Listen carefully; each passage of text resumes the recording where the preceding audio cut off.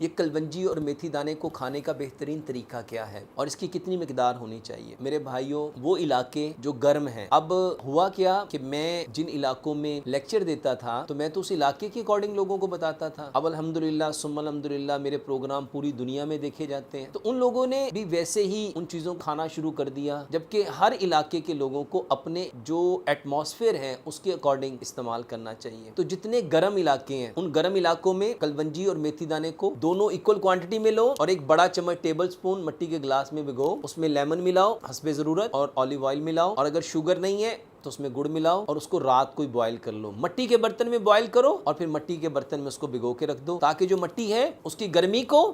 रात को अपने अंदर अब्जॉर्व कर ले, और सुबह नाश्ते से आधा घंटा पहले उसको आप निहार मुंह पियो, और फिर सुबह उसको भिगो के रखो, उबाल के रखो, और रात को उसको खाने से, शाम के खाने से आधा घंटा पहले उसको पियो। और मेरे भाई और बहनों, जो ठंडे इलाके हैं वहाँ पे इसको भिगो के रखो और सुबह इसको बॉयल करके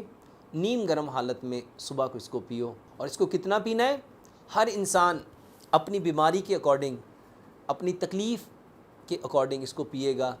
अब जिस शख्स को जितनी तकलीफ़ है वो 15 दिन पी के देखे कि 15 दिन मैंने उसको पिया, मुझे इतने % फ़ायदा हुआ है, अब मेरी बीमारी इतने % बेहतर हुई है, अब मुझे उसको उसी के तनासब से उसको लेना है।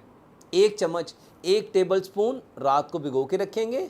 और सुबह को उसको छान के वो पिएंगे। और अगर कोई जो स्टेन किए हुआ कलवंजी और मेथी दाना खाना चाहता है तो उसका तरीका भी मैंने बताया है कि उसको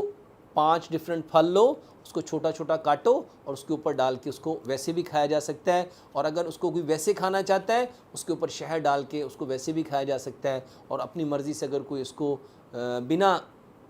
कोई चीज़ उस पर डाले भी खाना चाहे तो उसको खा भी सकता है।